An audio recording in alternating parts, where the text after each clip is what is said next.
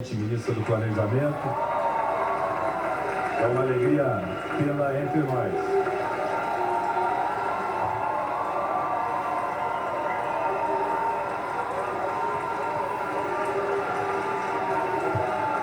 Gostaria de registrar a presença dos senhores e senhoras embaixadores, encarregados de negócios e demais membros dos corpos diplomáticos da Bélgica, Cuba, Países Baixos, Portugal, Reino Unido, República Dominicana, Síria, Tunísia, União Europeia.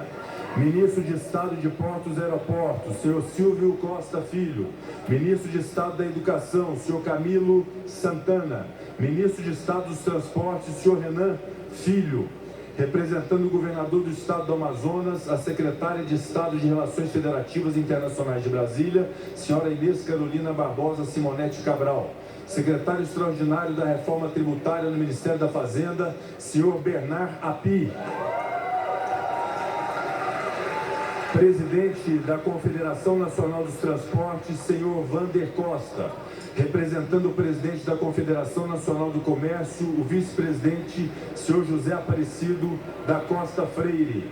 Representando a Confederação Nacional dos Municípios, o coordenador da assessoria parlamentar, senhor André Alencar. Senhoras, senhores, senhores deputados, senhoras deputadas, senhores senadores, senhoras senadoras, o dia de hoje, com toda certeza, ficará marcado na história nacional. O dia de hoje será lembrado não apenas como um marco histórico, mas também como um ponto de virada, um divisor de águas. É aqui que mudamos a trajetória do Brasil. Esse dia representa o início de um novo país rumo ao progresso. É uma conquista do Congresso Nacional, é uma conquista do povo brasileiro. Por muitos anos, acreditamos que a reforma tributária, com todas as suas dificuldades e divergências e com toda a sua magnitude, não sairia do papel. Havia consenso de que o arcabouço tributário brasileiro era excessivamente complexo e precisava ser simplificado. Havia consenso de que a carga tributária era mal distribuída e incidia principalmente sobre o consumo e sobre os contribuintes mais necessitados. Havia consenso também de que a carga excessiva afetava a competitividade do setor produtivo e prejudicava a inserção do país na economia mundial. Mas não havia consenso sobre as alternativas e sobrava o medo da sociedade de que a carga tributária, que já é grande, aumentasse ainda mais. O medo das unidades federadas de que a reforma ampliasse a concentração dos recursos tributários sem a redistribuição correspondente dos encargos. O medo do Estado de que a reforma implicasse perda de receitas e o agravamento da crise fiscal. De todos os lados, o receio de que os custos superassem os benefícios. Diante de tantas desvantagens e complicações do sistema que nós hoje estamos abandonando, e mesmo com tanta dificuldade para se chegar a um novo texto equilibrado e focado na justiça fiscal, na modernização e na desburocratização, a reforma tributária brasileira se impôs. Já disse antes e repito agora, o Congresso Nacional aprovou a reforma porque não havia mais como adiá-la. A reforma tributária se impôs porque o Brasil não podia mais conviver com o atraso. O amadurecimento do debate foi fundamental para que a população, as empresas, os entes federados, os agentes públicos pudessem entender a necessidade da reforma. Mais do que isso, o debate aprofundado foi essencial para diminuir as incertezas e afastar o medo de uma reforma tributária desse nível. A PEC 45 de 2019, a qual se incorporou a PEC 110 do Senado Federal, representa a iniciativa crucial para simplificar o emaranhado tributário brasileiro. É importante que se diga, não se trata apenas de uma redução na quantidade de tributos, mas de uma mudança qualitativa nas contribuições devidas pelos contribuintes brasileiros. A transparência do novo sistema também vai atrair investimentos estrangeiros, de modo a impulsionar o desenvolvimento econômico e a criação de empregos no Brasil. Além disso, uma tributação mais justa e equitativa contribuirá para reduzir as desigualdades sociais e promover um ambiente econômico mais equânime para todos os cidadãos brasileiros. Não foi tarefa simples e este Congresso Nacional, esse Parlamento, sabe disso. Construir a confiança necessária para essa mudança no sistema tributário nacional. Mas fomos capazes de superar as incertezas, fomos capazes de superar as dificuldades do processo, de fazer valer os princípios democráticos, de dialogar com a sociedade, com o governo, com os agentes públicos, com os agentes privados. A emenda constitucional ora promulgada é produto do diálogo democrático. Esse é o mérito excepcional deste parlamento ao qual se deve esse reconhecimento. Na história recente, reformas tributárias amplas, como a aqui aprovada, sempre estiveram associadas a contextos autoritários ou revolucionários. As grandes revoluções modernas tiveram por estupim disputas tributárias. A independência dos Estados Unidos, a Revolução Francesa, a Inconfidência Mineira surgiram da luta contra a cobrança extorsiva de tributos pelo Estado. No Brasil, o Sistema Nacional foi positivado pela primeira vez em 1965. Nosso Código Tributário data de 1966. Não por acaso, ambos foram criados durante um regime que restringia a atividade parlamentar. A aprovação da reforma tributária representa, nesse instante, a força da democracia brasileira. A proposta representa o último passo, o passo que nos faltava para que substituíssemos o poder de tributar característico dos estados autoritários pelo direito de tributar, que diferencia o Estado democrático de direito moderno. A relação de tributação deixa definitivamente de ser hierárquica, imposta pelo Executivo Federal, e passa a ser democrática, construída coletivamente e colaborativamente pelo Parlamento brasileiro e pelos entes subnacionais da Federação. Por tudo isso, essa sessão é histórica. O Congresso Nacional se dedicou incansavelmente para dar a sua contribuição nessa reforma aguardada há décadas. Às vésperas do bicentenário da Constituição de 1824 e da criação do Parlamento do Brasil, as duas casas do Congresso se articularam e se irmanaram no propósito de dotar esse país de um sistema tributário mais racional, mais justo, mais eficiente. Em nome de todos, eu gostaria de dizer o meu muito obrigado pela participação de todos os senhores e todas as senhoras dessa conquista absolutamente notável. Eu gostaria de registrar um agradecimento aos membros da comissão especial constituída pela Câmara dos Deputados para analisar a proposta. Meus agradecimentos penhorados e um reconhecimento público ao deputado Baleia Rossi, autor da versão original da proposta de emenda à Constituição.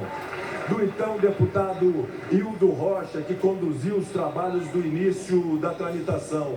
Do deputado Raul, que se dedicou tanto, mesmo fora do mandato, para que essa conquista se constituísse na data de hoje. E um agradecimento ao equilíbrio, à competência, à dedicação do deputado Aguinaldo Ribeiro, relator do texto aprovado pela Câmara em julho deste ano. Não posso deixar de mencionar um agradecimento muito especial ao meu colega de parlamento, um dos mais exemplares parlamentares do Brasil, o senador Eduardo Braga, relator da proposta no Senado Federal, e de todos os membros da Comissão de Constituição, Justiça e Cidadania, em especial o presidente da CCJ e primeiro signatário da PEC 110, o ex-presidente da Casa, Davi Alcolumbre. A CCJ do Senado Federal, ao longo dos 4 meses de tramitação da proposta no colegiado, realizou 9 audiências públicas e analisou 837 emendas ao texto, num exemplo extraordinário de dedicação de senadores e senadoras. Dizem que a política é a arte de construir consensos, mas o deputado Aguinaldo Ribeiro e o senador Eduardo Braga foram além. Deram oportunidade de participação aos agentes políticos, aos agentes sociais, aos agentes econômicos, enfim, a toda a sociedade brasileira. Ponderaram as mais diversas manifestações e chegaram a um consenso inédito nessa que era a mais difícil das reformas. Só posso dizer, deputado Aguinaldo Ribeiro e senador Eduardo Braga, que os senhores engrandecem o parlamento brasileiro e cumpre agradecê-los em nome de todo o coletivo do Congresso Nacional. Igualmente, a reforma tributária não teria saído do papel não fosse a capacidade de aglutinação na nossa casa irmã, a Câmara dos Deputados, do presidente Arthur Lira. A votação expressiva que conseguimos na Casa do Povo se deu, não tenho dúvida, pelo talento do nobre deputado no quesito da articulação e do trabalho desenvolvido na Câmara dos Deputados. Meu muito obrigado aos senadores e às senadoras, aos deputados e deputadas que participaram ativa e intensamente da análise dessa proposta, num esforço concentrado, conseguiram aprová-la ainda no final deste ano e ora promulgá-la. Impossível deixar de mencionar o esforço do governo federal pela aprovação dessa que é a maior reforma aprovada pelo Congresso Nacional. É verdadeiramente digno de nota que no primeiro mandato de um governo tenhamos chegado a um resultado tão satisfatório. Portanto, destacamos o apoio do presidente da República, senhor Luiz Inácio Lula da Silva, a abertura e o trabalho do ministro Fernando Haddad, a perseverança do secretário extraordinário da reforma tributária, Bernard Api, para que conseguíssemos o laço necessário para chegarmos a esta aprovação. A aprovação da reforma tributária é um marco para a democracia brasileira e um exemplo da necessidade de harmonia entre os poderes da República para as grandes e necessárias mudanças de que precisamos. Agradecemos igualmente às entidades, à sociedade civil e a todos que vieram ao Congresso Nacional e contribuíram para o debate da reforma. Finalmente, gostaríamos de registrar nossos agradecimentos pelo trabalho árduo das equipes técnicas das casas legislativas, nossos consultores legislativos, nossos assessores legislativos do Senado e da Câmara, que se dedicaram noite e dia ao longo de anos, para que se tornasse esse momento possível. O trabalho de vocês qualifica o debate e honra o serviço público brasileiro. Senhoras e senhores, a aprovação da reforma tributária coroa um ciclo de grandes realizações do Congresso Nacional. Nos últimos anos, aprovamos as reformas trabalhista, previdenciária, eleitoral. Aprovamos grandes marcos legislativos que promovem igualdade de gênero, igualdade racial. Implementamos leis que permitem o avanço da infraestrutura, como o Marco Legal das Ferrovias, o Marco Legal do Saneamento, além de projetos que beneficiam as atividades produtivas e empresariais, como o Pronamp e Marco Legal das Garantias, obra do Congresso Nacional. Aprovamos também medidas que foram cruciais para o combate à pandemia do Covid-19 e buscamos aprovar propostas que assegurem um desenvolvimento sustentável, como a lei do pagamento dos serviços ambientais. No âmbito social, na educação e nos esportes, regulamos um novo Bolsa Família, um novo Fundeb, criamos a Sociedade Anônima do Futebol, com o objetivo de equilibrar as contas públicas, aprovamos um novo marco fiscal, obra do Congresso Nacional. Buscamos contemplar as mais diversas áreas que demandam inovações legais e segurança jurídica, sempre com o objetivo de combater a fome, gerar empregos, trazer mais igualdade social e desenvolvimento para o país. O Congresso Nacional tem compromisso sincero com a afirmação e a reafirmação da democracia brasileira, com a busca constante do equilíbrio entre os poderes, com a determinação de limites desses poderes da República e com a elaboração de um arcabouço constitucional e legislativo que venha a efetivar os princípios constitucionais e os direitos fundamentais.